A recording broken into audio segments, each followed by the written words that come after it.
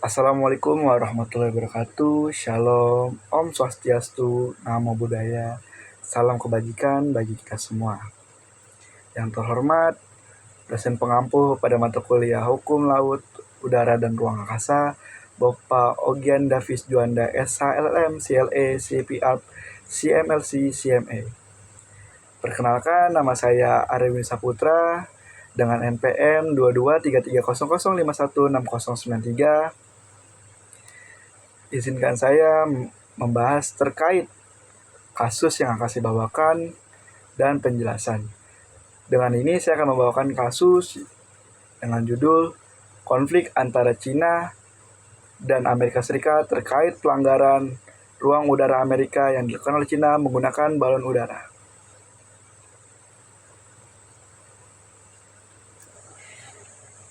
Baik, pada video selanjutnya ini kita akan membahas terkait pengertian dari kewilayahan udara dan terkait dari kasus posisi yang akan saya bawakan, yang dimana berita ini sempat viral pada tahun 2023, di mana Amerika Serikat mengklaim bahwa ruang udaranya telah dilanggar oleh Cina dengan menggunakan balon sebagai alat mata-mata, dan Cina mengklaim bahwa hal tersebut bukan merupakan dari pelanggaran terhadap ruang wilayah udara Amerika Serikat.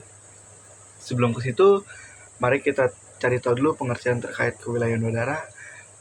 Wilayah udara merupakan ruang udara yang berada di atas lautan maupun daratan, yang dimana negara memiliki dua hak, yaitu hak mutlak atau hak kedaulatan penuh atas ruang udaranya, dan yang satu lagi adalah hak eksklusif atas ruang udaranya. Tak seperti halnya pada hukum laut,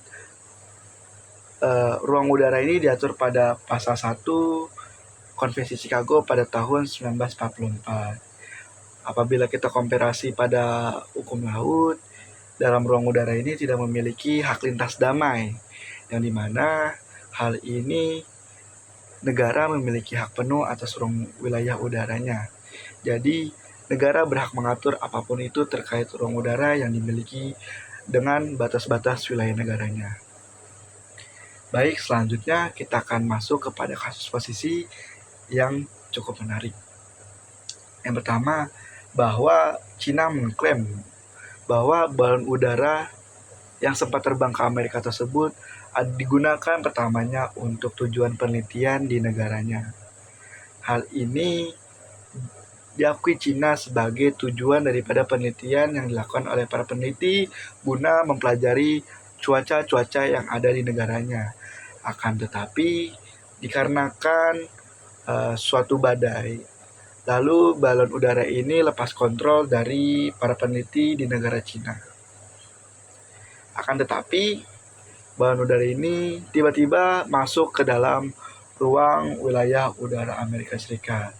Selanjutnya, Amerika Serikat mengklaim bahwa negaranya telah dilanggar terkait ruang wilayah udara. Hal ini disadari oleh Amerika Serikat melalui radar militernya, yang dimana menemukan suatu objek yang dianggap tidak diketahui.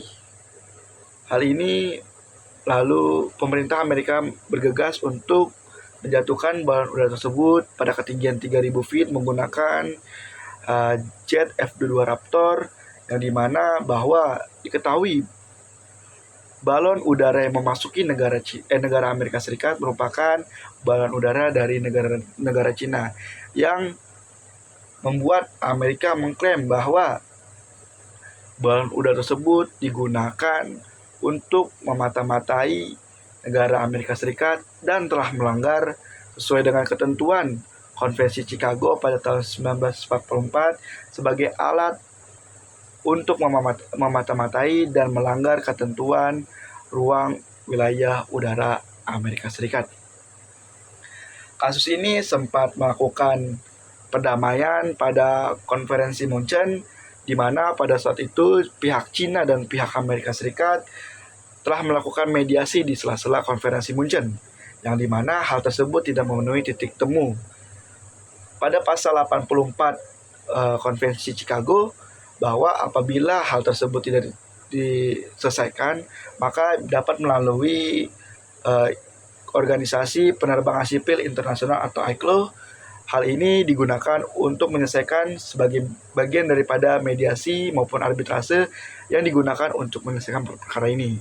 Akan tetapi, apabila kita melihat dari sudut pandang ketentuan hukum internasional, pada Aneks 6 Konvensi Chicago tahun 1944 menyatakan bahwa pesawat udara adalah suatu alat yang dapat terbang di atmosfer karena adanya suatu reaksi udara yang dikecualikan karena reaksi udara terhadap permukaan bumi. Lalu, pada Aneks 7 pada Konvensi Chicago tahun 1944 lebih lanjut menyebutkan jenis-jenis pesawat udara seperti balon udara, helikopter, dan pesawat terbang. Sebelum itu, pada Aneks 6 mencantumkan bahwa membagi pesawat ke dalam.